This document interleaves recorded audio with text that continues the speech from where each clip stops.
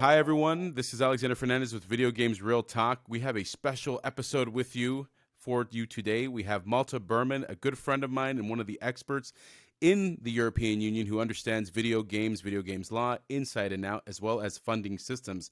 Malte, how are you doing? Fine, very good. Hi, That's great. everybody from Berlin, Germany. Yeah, absolutely. Great. And, Malte, I appreciate you taking time to be with us. I know that it's your evening, so having the opportunity to sit down and speak to you, it's been so long since we last saw each other. I'm just happy to see you and get the opportunity to have you on VGRT and to share your knowledge with our audience. So thank you again for coming. Great. Awesome. Great. Very happy to be invited. Very cool.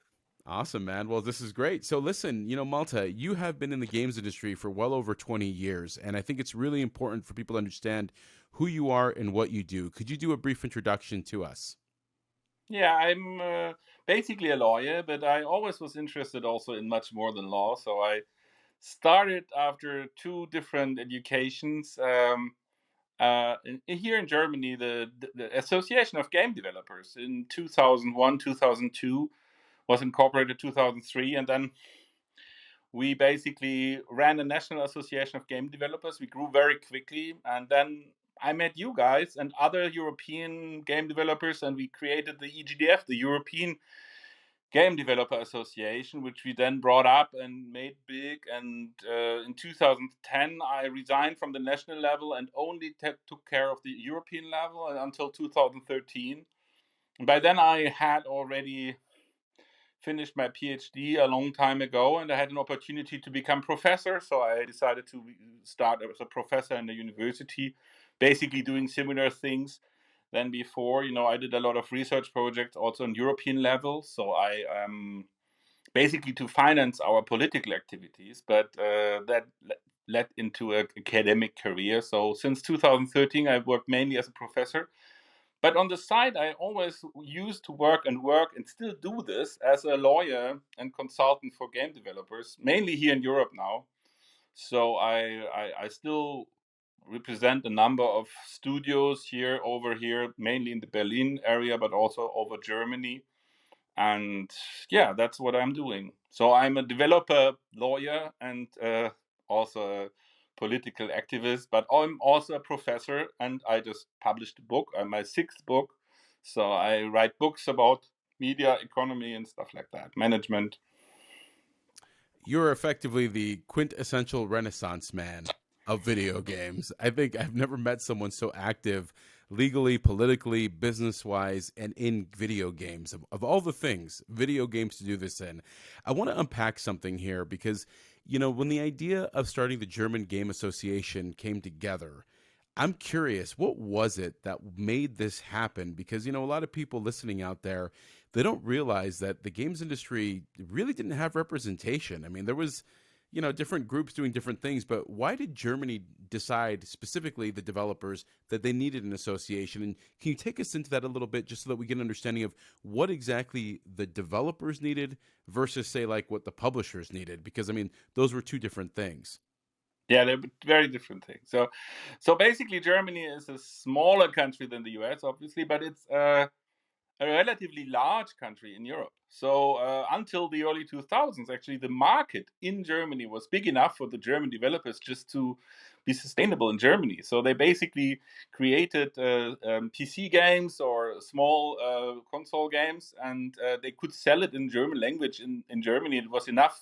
There are 80 million people in Germany, and there are some Austrians, and that was enough to sustain a number of companies. But then when PlayStation 2 took off and the teams became radically bigger and also the costs became radically bigger, then in the beginning of the 2000s, it became not possible anymore to recoup investments only in the German market. You needed to go international. And that was very difficult for companies who basically only had German constituency.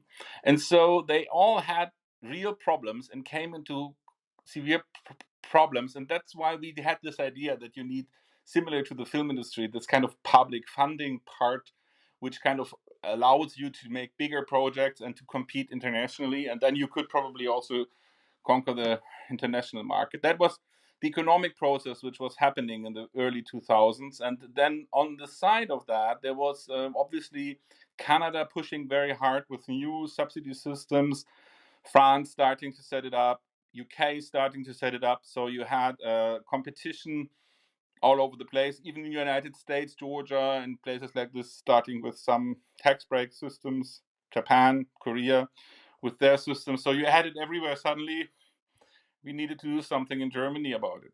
And then the second point, which was really important, was that we had at that time, that's very difficult to believe today, a very strong anti-games like idea in the Oh yeah. broader public.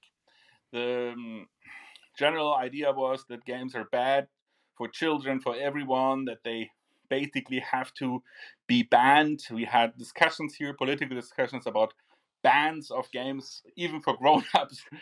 And we had a very hard stand here in Germany. There was a lot of mistrust in the games as a medium, and our strategy was to say, listen, games are culture. They are not bad for children. They're culture, and culture can be violent. Every culture is violent. Shakespeare is full of dead corpses, and has always been like this. That And the corpses if you talk in look at Shakespeare. They come back. Flemish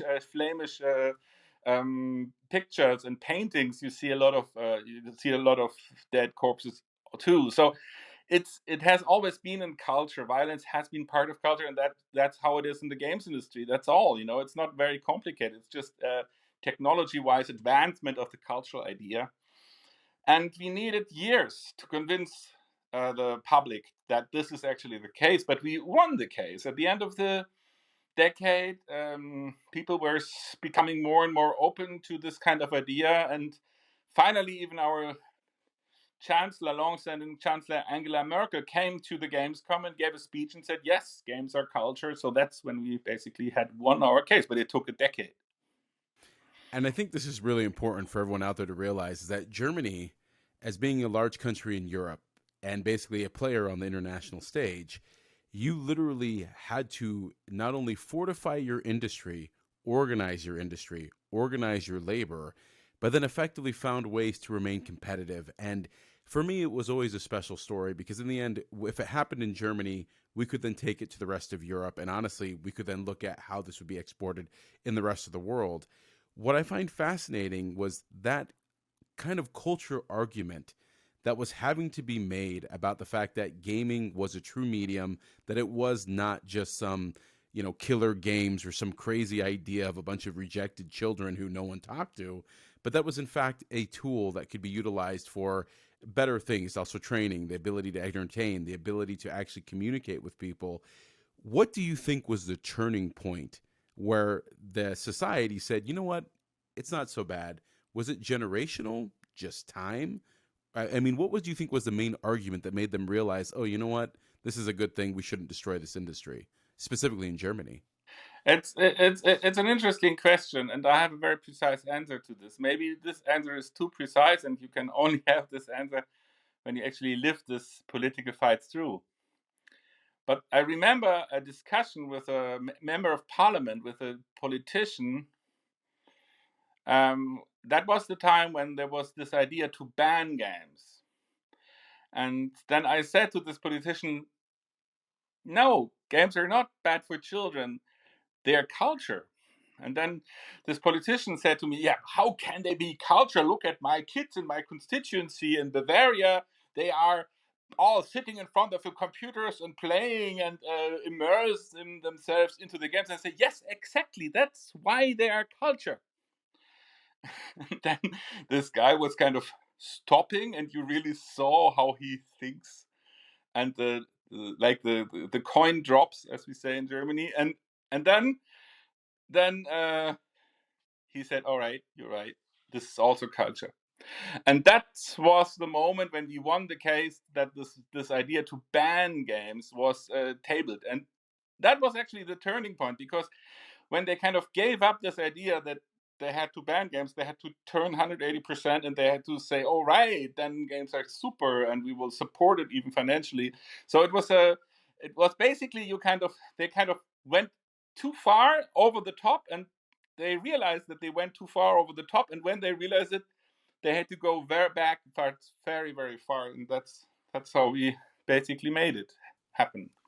Now, from that perspective, the moment that basically games were now identified as culture and basically that 180, the coin dropped and everyone was like, okay, maybe this is not a good idea. We need to go back. Was there an immediate understanding of the economic importance and the technological importance of games in Germany? And is that why the subsidy system turned on? Because that was always, I mean, I remember this fight. It was like a long battle. I mean, obviously, it was also happening in Europe, but specifically for Germany, do you remember a moment where people are like, wow, there's a lot of money here, and well, money is good and jobs are even better? Was It's that still around the not same there. time? It's still not there. It's still not Okay. there.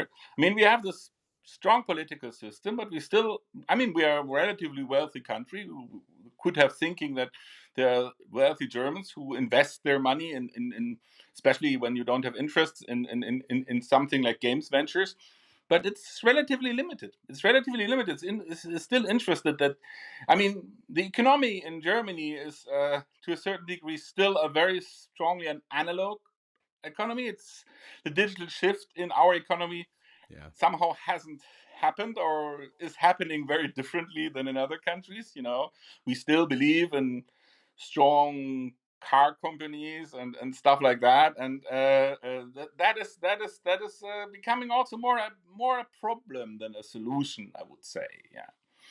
While the US has already turned much more into a digital economy. If you looked at the Dow Jones, the first 10 companies are basically digital companies, and it basically has made this digital shift already happen. We are in Germany not even in the middle of it yet.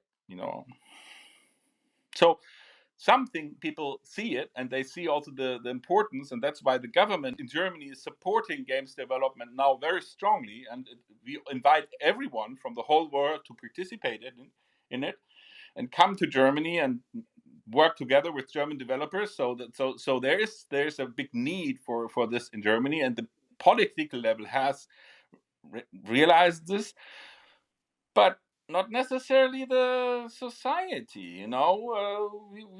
We still work a lot with paper, and if you go to a doctor, you get a paper slip to go with this paper slip to the pharmacy. Like in the old days, there's no digital thing like this, and it's still on this level. The digital shift has not happened that fast in our society. So Well, so let's look at this for a second because you mentioned about how the German government has embraced games and has invited the entire world to come. And before we went on air, we were talking about the fact that their German funding system has radically transformed. I mean, I remember when we were fighting just to get recognized for culture on the international and European level, and the tax credits that were happening everywhere except Europe, with the exception of France and in the UK.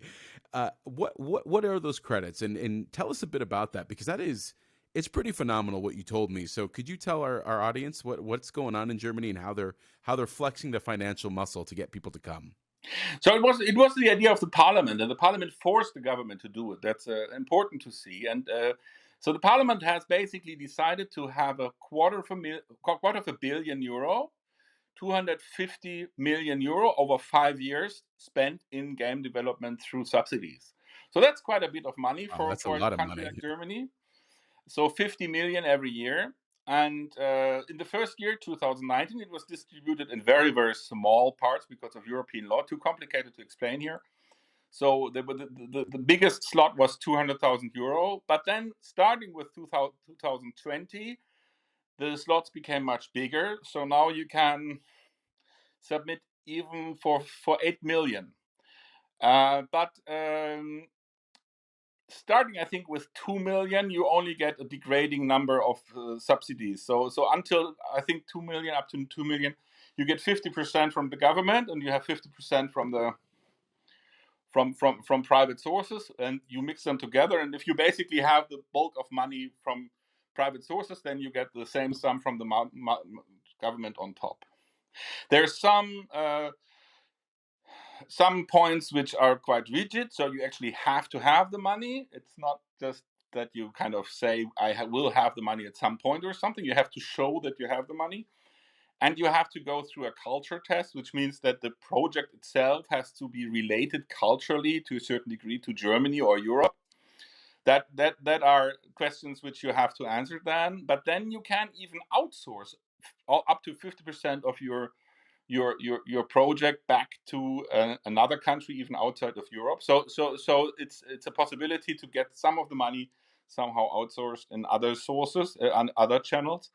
So basically, the system is quite generous, and it actually now is working quite well. Last year, they actually managed to spend the 50 million as a whole. So That's they're amazing. putting out the money quite rigidly now, which is good, and which makes the German development much easier and more competitive. And I'm very happy about it at the end of the day. So let's look at that, because I remember, I mean, again, I history of being in Germany and going back and forth and fighting the good fight and seeing what was going on. How is the German development scene then? Are people happy? I mean, is it booming? I mean, for the audience out there, you guys had you had your own internal market, which was already incredible, which is very few countries had their own internal markets. Then Germany came up and it's grown even further now.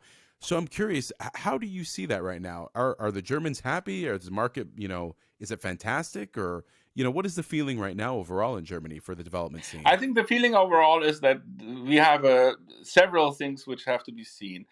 One thing is that we have at the moment, obviously, because of the public funding, quite a bit of projects going on in this country. So if you go to the website of the funding system, all the funded projects are documented there, and you will see that there is actually a lot of projects receiving money from government. So this is actually going on. It's relatively high sums, and it's quite cool. You also have smaller projects; they get only 80 or 100,000 euro. But still, if you are a small developer, 2-3 people, and you get 80 or 100,000 euro, that's good money.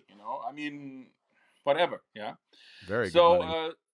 so I think there's a high dynamic at the moment in production. You have a lot of people. You start having a shortage of experts, production experts, and what is also happening. You don't necessarily have the distribution. You don't necessarily have the international distribution to the same degree, because you have a lot of projects now, a lot of companies, independent. Some of them are owned by large companies. So Ubisoft is also there, and Embracer is there with a lot of groups. There are a lot of international companies also acquiring a lot of studios, especially from Sweden. We have a lot of acquisitions. We have seen a lot of acquisitions in Germany. So you have these kind of growing companies from a European scale, but you also see a lot of small developers or medium-sized developers who have now sufficient funding to do their project, but they don't necessarily have a very good marketing channel. So that would be maybe an opportunity also, even for Streamline or other companies similar, who just kind of go there and say, oh wow, now these projects are all growing like mushrooms, and now we need to bring them out to the world, and make some money with it maybe.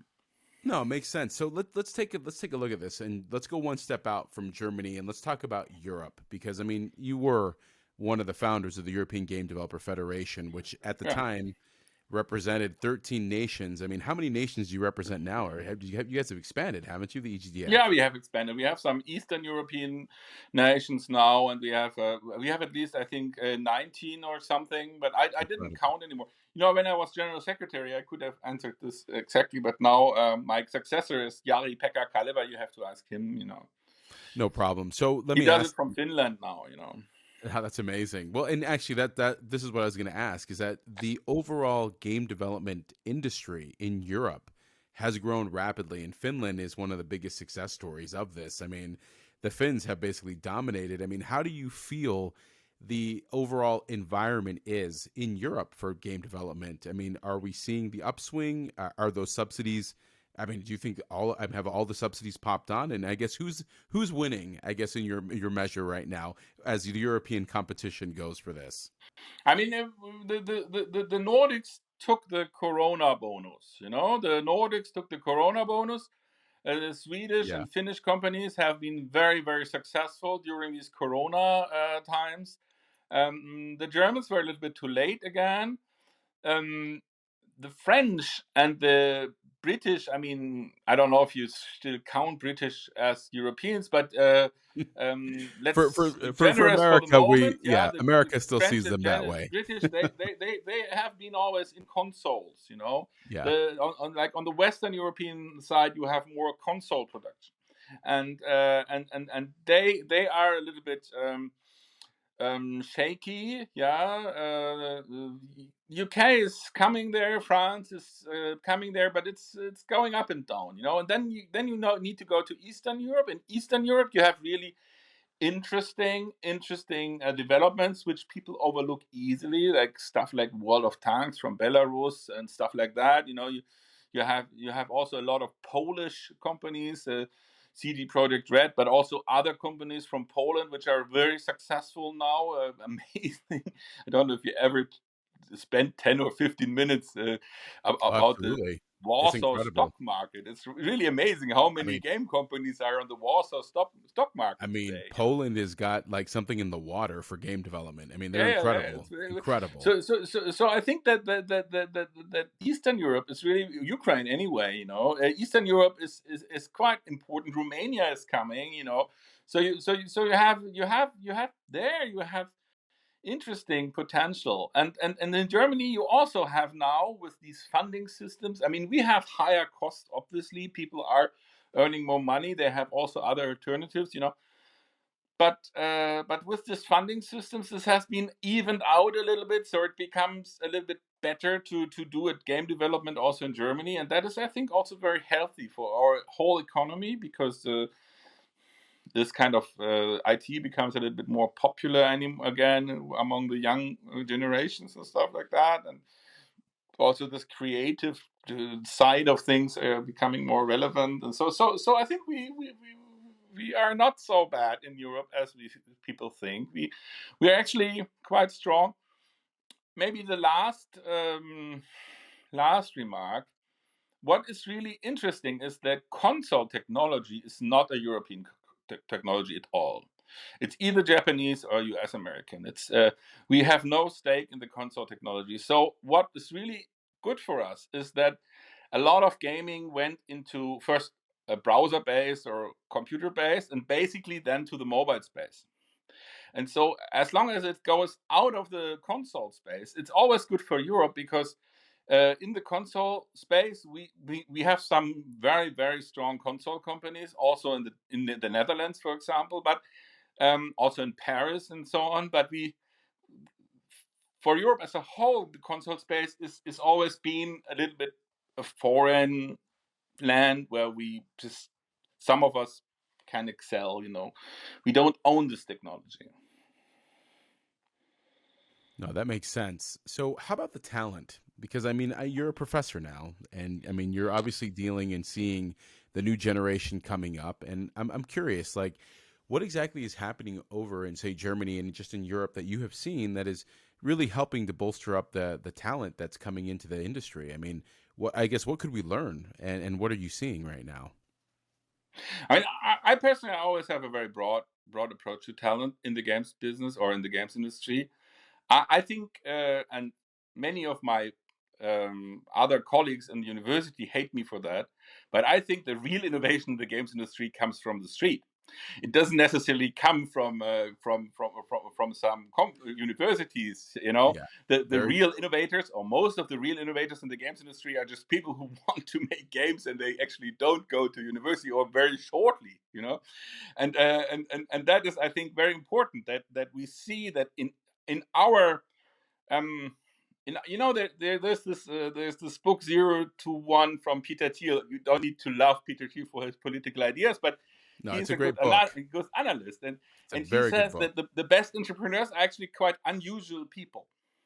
And this unusual thing that is very strong in the games industry. You have a lot of people who have, let's say, a, a character where they would never make a career at the Deutsche Bahn, or the Deutsche railway system, or in some bank, or so. You cannot see them there, because they would immediately be kicked out again. So I think that basically in the games industry, you have a lot of people which are coming from all kinds of areas, and they kind of find this as their little home because they are, maybe the word outsider is a little bit too much, but because they are a little bit unable to adapt to this kind of clear strategy road. That's actually quite interesting.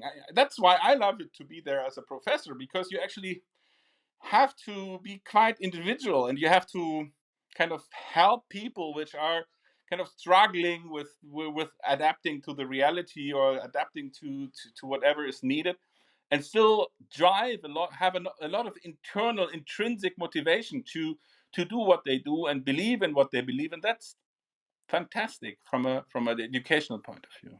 No, absolutely. Well, and that's, when you look at that, it's like Peter Thiel's book is fantastic, Zero to One. And I think that you've described it perfectly. The games industry has a cast of characters, people who normally would not exist in everyday corporate life because corporate structure doesn't want different, it wants compliance. And from that standpoint, if you're going to basically create something as innovative as a game, that is as immersive as a game, you need to think in a way that is, as the cliche, think different. So when you look at this, I can imagine as a professor, you get to you must encounter all types of characters, all types of people who think just radically different about ideas and basically look to approach things in a different way.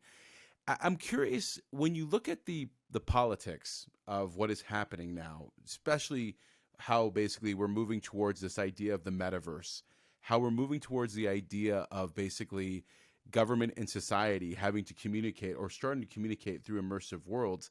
What do you think of that? I mean, obviously there's many things that go there. I guess my first question would be, how do you feel about the metaverse? Is this a good idea, a bad idea, or how do you see this changing politically, society in general? There's a German Netflix series. Maybe you can see it also in the US, which is called the $1 billion Code, of a German Berlin company who has invented Google Earth, and Google Earth basically stole them the idea, and the whole series, the whole Netflix series, is about this Berlin nerds who are stolen the idea of Google Earth by Google. And it's a very good series, and it's a very similar story to the metaverse. There has been a company in Berlin called the Metaverse GmbH, which was there in the 2000s for some years to try to do this metaverse, and finally folded. And now this metaverse comes with Facebook and so on, and also Microsoft is having obviously the same strategy. Yeah, So I think that, like, very often Germans had the idea some years ago. Like, Germans invented the telephone, and then basically the guy who invented the telephone sold the patent to an yeah. American guy, and the American guy then made the telephone happen. This is, or BioNTech, Pfizer, it's the same story. So I think that the metaverse in Germany is not a surprise. No, absolutely. Well, how do you think then, I guess, from that standpoint of like regulation and regulatory aspect? I mean, this is getting a little bit legal, but looking at it from this perspective that, we're looking at a new world in which basically it's PC based or it's cloud based. And of course, you have things like GDPR and rights and everything that has to do with privacy. How do you see that affecting the games industry overall? And especially when the fact that, obviously Europe is a lot more protective over people than the United States is in general. But I'm just curious, like, do you see any issues coming in there that developers should be aware of, or is this just a early days whatever type of thing? Yeah, I think that we have to separate here two things. Um, Concerning the metaverse, the legal main interesting innovation in the metaverse is this NFT related idea of digital property. And this idea of digital property is really an important idea which will come to stay. Maybe not in this NFT context, but a little bit more general. But this is a very interesting idea. Concerning your protection and data protection context, I think that you have to divide the world in three spaces. You have China, where the data is owned by the government, and you have the US, where the data is owned by some very big conglomerates, and then you have Germany or Europe, where data is basically owned by the people who are carrying the data. So the data is not taken away from them. They keep their data. They keep their privacy. And it's an actually very interesting legal debate whether you can actually have property on data, because the data is actually something which you actually, maybe you it belongs to a person and is not even able to be made property. Yeah. So Yeah, it's like so moral these rights. are very different approaches to Interesting. these kind of things. Well, this is, you know what, you just summed something up very fascinating. There are three kingdoms: China, Europe, the United States. It's basically those three kingdoms approach data in a very different way, and that's when we talk about the metaverse and we talk about property rights and we talk about user data rights. It's going to be a fascinating place because, ultimately, in the end of the day, I know for us, we're always looking at GDPR. We look towards GDPR as basically the gold standard towards privacy and protection, because in the end of the day, if you can comply with You know Europe, what? comply with In the world. California, GDPR will be there very soon. Yes, I exactly. think that parts of the world will adapt European standards very soon. Maybe not all over US, but I think in progressive parts of US like California, you will Agreed. see similar things very soon. So I think the ideas of GDPR actually are not so bad. I Sorry. totally agree with you. And I think this is the part where basically we get to learn. And, Malta, you wrote a book, a very brand new book. Tell us about it and, help us understand, like, A, where can we get it? And then B, what is it about? Yeah, this book is called Creative Industry Management, and it's basically a quintessence of that what I'm teaching here in my master program. I run an international English language master program, Management of Creative Industries, here in Berlin, and with students from all over the world. And this creative industry management book has this fundamental idea that after the digital shift, so now the digital shift went through all the different creative industries, not only games but also film, fashion, and so on, arts.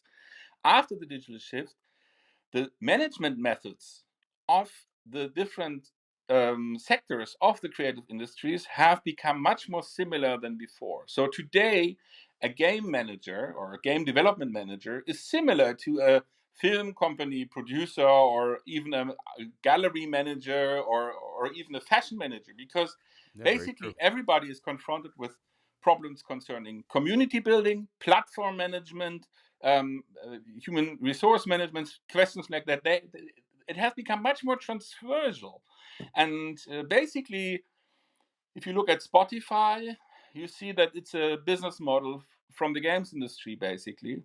And they just adapted it to the music industry. And that is actually very important, that you understand that you have a lot of things now in common in the different verticals of the creative industries, which is from a management perspective, obviously, which hasn't been the case before. And this is what this book is about. This book is about convergence of management methods in the creative industry sector after the digital shift. That's actually very fascinating because when you look at right now what's happening is, if you look at companies like Epic Games and Unity, they have effectively created technology that is being utilized across multiple industries, not just video games. So the application of video game technology in non-gaming fields, automotive, aerospace, design, fashion. So what you're putting forward is effectively the management philosophy that would basically govern what we're calling the unified pipeline. The unified pipeline is taking these technologies, applying it in these different fields so that we all understand that effectively there is a production process, a workflow process using same common tools. People approach it in different aspects, but they all have similar understandings of, well, if I'm making a TV show today, this is what I do. If I make a video game, this is what I do, but we have a common language kind of coming together. When you were doing your research for your book and you were obviously going through it, was it very clear that you say the film producer and the video game producer were effectively the same person, or were there? I guess is it more nuanced in terms of like the I think different? it's more nuanced. I think there's still a lot of differences too, specifically culturally. You have to dress differently. You get up later when you work in the film industry. You get up earlier when you work in the games industry. Stuff like that. You have, but the philosophy is maybe a little bit different. The language, the grammar is a little bit, vocabulary is maybe a little bit different. But what I also wanted to talk about is, for example, aspects like community building and marketing. If you have platform-based distribution systems, like you have it now in large parts of the media industry, but also to a certain degree even in the fashion industry, you need to develop communities, and this community building process is a very, very important process, which we actually in the games industry, we know how to do this. We know how to do build a virtual Absolutely. community around a virtual game. But this is actually something also a music producer needs to do when he has a purely virtual digital product. He doesn't even have a record anymore. He doesn't even have anything anymore than a pure code which represents some piece of music, and he needs to build a community around this code through social media, through all kinds of other advertising, whatever he does. But these strategies are becoming more and more alike. So this whole marketing strategies is also becoming more and more similar. It's very similar to today to market, for example, a Netflix series and a Netflix doesn't exist yet, but soon game. It's not so different. So that is, I think, also an aspect which you shouldn't underestimate. So let me ask you: Were you surprised? Are you surprised that the games industry is influencing other industries, not just from a technological approach, but say community building? Because I, for one, when we ended up working with Balenciaga on their Afterworld project, the fact that a fashion brand had recognized that video games understood community and understood how to basically get people excited, that to me was eye opening. I'm like, wow, they realize that we know how to market air. I mean, effectively. Actually, to be honest, I don't know if you know App Annie. Yeah, that is like this Absolutely. company which does app economy kind of research. Yeah, the analytics. When they opened up their Berlin office, I met the owner of App Annie for the first and last time, and he said to me, "Oh yeah, you're from the games industry. Yeah, we want not only to talk about games because 80% of the app economy is games industry. We want also to address the other people. So don't talk too much about the games industry. That's bad for our marketing." So then I understood actually. I didn't know this, that the whole app economy, which was put up by Apple and basically also by Google then, was basically driven by the games industry. Yeah, that's actually something Incredible. which they don't tell you. They don't tell you because you are actually the donkeys who carry the carriage, and they don't tell the donkeys that they are the donkeys. They say to the games industry, just run further, further, further. And that is, I think, a very important aspect that in the app economy you really see who drives the change, and that there the games industry has been at the very beginning.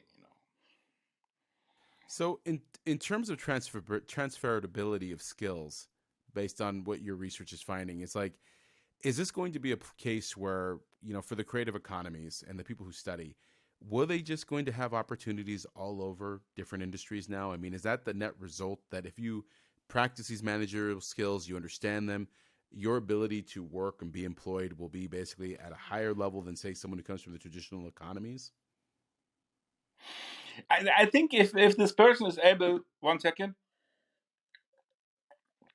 if this person is able to adapt to the different cultures, that is probably possible. But there are still very different cultures. There are the culture in the art space, for gallery space. It's very different to the fashion space, very different to the game space. So where the differences are more like in these, not necessarily what we would call soft skills or something like this. How the way people talk to each other, how they approach each other, if they call each other up or write an email. In the games industry, for example, you basically can communicate completely digitally without even seeing each other, without even talking to each other. It doesn't really matter. You just write emails or you are on some messenger, and it's completely irrelevant to actually have a physical exchange. But that is, for example, not the case in the film industry. In the film industry, you need to physically meet each other, or even worse, in the gallery space, in the art gallery space. There you have a very strong haptic part of this sales process, which is quite interesting because Corona has heavily hit the visual arts. Nobody goes to galleries anymore. All the galleries are closed. So actually, the people who live from selling paintings or pictures or all kinds of art, they are really suffering, not necessarily because they cannot produce their stuff anymore, but it's difficult to sell it digitally because the haptic experience of a gallery is so important. So when you look at basically this, like that cultural understanding, it's the ability to travel between cultures, right? To understand, Yeah. I guess the methods, the ceremonies, the what are the standards for it, and that leads me then to wonder. It's like that seems like the people who have those soft skills are people that have high empathy, an ability to understand emotional intelligence. Has that come up a lot in your book or in your research? Do you see how much that is going to influence people's I mean, success? emotional intelligence is a very important part. A very good example is the star system. You know, you have the film industry has developed the star system basically because the stars were able to carry a message, and then you saw them on this. On the poster, and then you go into the film because you see Tom Hanks on the poster and say this must be a all right film, otherwise Tom Hanks wouldn't have done it. And this star system, which is basically a risk minimizing strategy, yeah, from the Hollywood studios, has been developed in the 30s and then developed even better with Marilyn Monroe and stuff like that. And this star system has never really went over into the games industry. You have many tries to have game developers being promoted as stars, like Warren Spector or somebody like this, but it never really took off. You know, it never really took off. That would be, for example, something where I would see still a cultural difference, where you for some reason the games industry is unable to copy the star strategy of the film industry into their world. I don't know really why, actually. So let me ask you, where can we get your book? People that want to basically check it out. Well, obviously, we'll link it below. But is it available in English and is it available At anywhere? the Or? moment, it is only available in German, but Mm. you can write to the publisher and say you want an English version. I'm pretty sure they will produce a English translated version quite soon.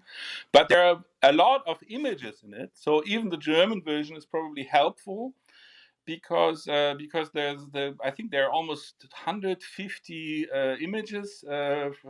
Basically, these are the images which I make on the blackboard when I Yeah, teach. your You know, diagrams.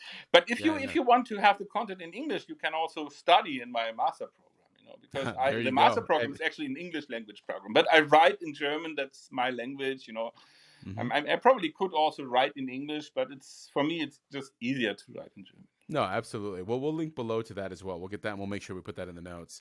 So, Malta, you've had an extremely successful career in video games and you've gone everywhere. And so what I want to talk to you about today as well, is where does this go from your vantage point?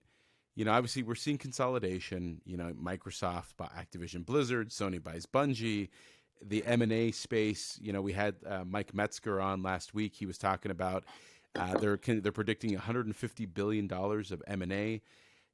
Do you see a future for independent developers, and where does this go from what you see? I absolutely see a future for independent developers. I actually see an interest for new things. We're coming out of this pandemia,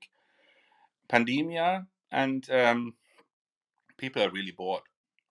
They have basically watched the whole Netflix. They have seen literally every single series. You know, they want to see new things. They want to go out. They will go out when the pandemic is over. They will go out for a while. Maybe they will play a little less, but they will definitely try to see new things.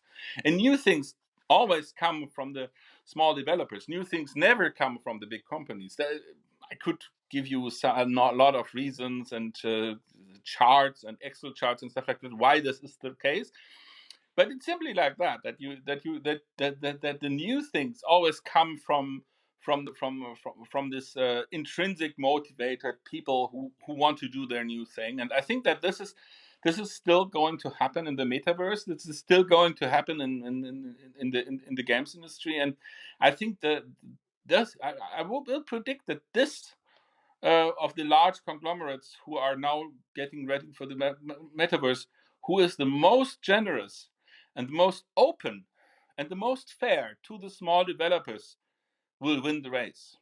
If you are serious about it, you know as well as I do that Apple, for example, was very, very fair with developers in the app economy. They actually always paid out. It always worked for Apple. Apple was like very reliable, or is probably still a very reliable source for a lot of independent small developers, because it just works until the end of the creative side. That is not necessarily always the case, you know. That's one of the reasons why I, for example, I'm not so sure if I would take the side of Epic at this very big clash between Epic and Apple. But I would also try to underline that Apple, because they're selling devices and basically they don't care so much about the content. They care about the content, but they that's not their main source of income. They have been very, very generous to the development community, and that is very good. So I think that those, you see it a little bit also with Microsoft.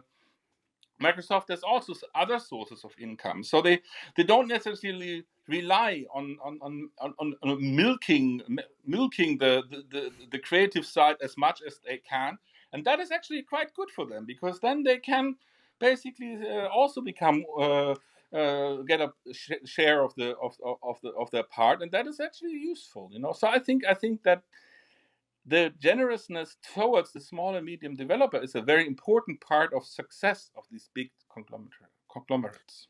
No, absolutely. So let's talk about the European developers, the large developers that are still independent, or the ones that are still, that are, out there. What do you think the future is for these larger, like say a Ubisoft? I mean, can we expect them to be eaten by a larger company, or do you think a couple of them come together? I mean, how do you see that? Because I mean, obviously Embracer is huge. They're like mini Ubisoft, and then you have Ubisoft themselves. I mean, what do you think will happen in that land from those kind of, I mean, they're not Mittelstand companies, but they're quite large. I mean, how do you see that shaping out? I have not much insights in Ubisoft, so I have a hard time judging it from the outside. But what I know is that Ubisoft is the big French company, and French government will do everything not to let it go. Yeah, I think that is the only thing I can predict. But I don't know if Ubisoft is at the moment at the best strategical point. I read an article lately that are a lot of developers leaving the company at the moment. Uh, so I don't know. Maybe this is true. Maybe that was just a bad article. I don't know. But well, I think Ubisoft is big enough to get back on its feet and become very successful. I don't see it negatively. It's just how it is. Sometimes it goes up and down and so on. No, absolutely. Well, I mean, it's more about from a standpoint that your I mean, last, well, a yeah, very interesting thing is EA. well, When I started in the games industry in the early 2000s, the guy from EA in Germany said to us, well, EA is 50% of the games market, and that's why we want to have 50% of the shelf space in the shops. And that was quite a strong statement. And look where EA is today, but it's still there. The whole games market has grown, so probably at the end of the day, EA is not even much smaller than before. It's just one of the older ships. So whatever, they're doing their business, and they're still relatively interesting. And my son, for example, talks about EA all the time. 13. So I think that they have their stake, they have their right to be there. So that's how it is. I don't think that Ubisoft will disappear. No, I don't think so. Probably. No. so with the new up and coming companies that are coming out there, and the fact that innovation will come, you see a very bright future then for the European developers and for the German developers to really, I guess, leapfrog, and especially with the funding sources now, there seems to be. I mean, now the excuse isn't about whether it's acceptable culturally, if there's money. It's now about finally equal competition. At least that's how I take it. What do you think? Exactly. And here's still market to grow. This is an area in an industrial world where there's still some growth possible, because there was so little growth so many years. So for a while we will grow, I think, quite rapidly.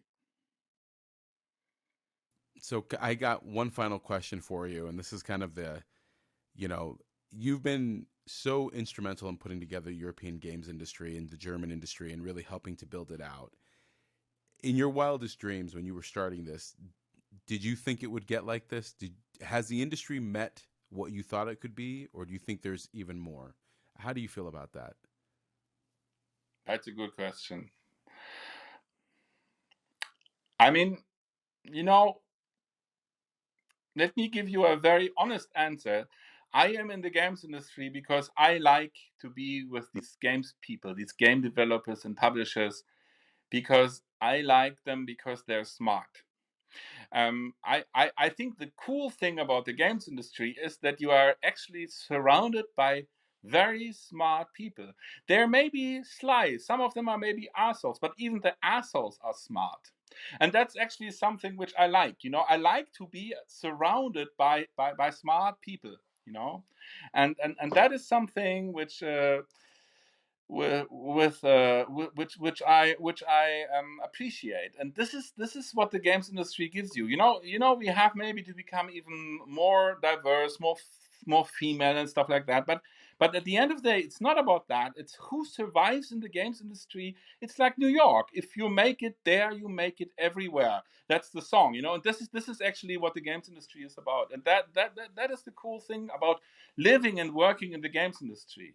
Yeah. No, that's a very good answer. And I mean, it's just hearing you say that, it's very true. I mean, if you make it in video games, you can make it anywhere. It's really, it's a tough environment filled with very smart people, very character people, and at the same time, they're passionate. And You there are know, people which probably would have made not a career in any other sector. This is also important because they're like, to a certain degree, outsiders, or they come from somewhere else. Yeah. no, absolutely. Well, Malta, for anyone who wants to follow in your footsteps and kind of, follow you and see what's going on, what advice would you give them, and where can they find you? Well, I have a website called malte-behrmann.de. I also run a website called creativeindustries.berlin, where I publish master theses of my students on diverse subjects. And you can find me there, and you can easily write me an email. My email is public, and I just come back to you. It's very, very simple. You have any social tags? You on Twitter? I'm on Facebook. I'm on Instagram. I'm not on Twitter. I'm on Twitter, but I'm not using Twitter at all. Basically I have just 3 or 4 contacts on Twitter. I'm not All right, using Twitter at we'll all. make sure to put your social I'm links. on Facebook. I'm on Instagram, and I'm on LinkedIn, of course. You're on Instagram. What are you doing on Instagram? Yeah, I'm a professor. I have a lot of students who are influencers and all these kind of things. That's incredible, man. Hey, that's fantastic. It's incredible, but that's how it's life. No, I love it. I mean, I love it. It's fantastic. Well, Malta, thank you for coming to Video Games Real Talk and sharing your knowledge and your wisdom with us. And it was a fascinating conversation. And I'd love to have you back on again, talk about Europe, talk about what's happening in general. Thank you again for joining us. Do you have any last thing you want to tell our audience?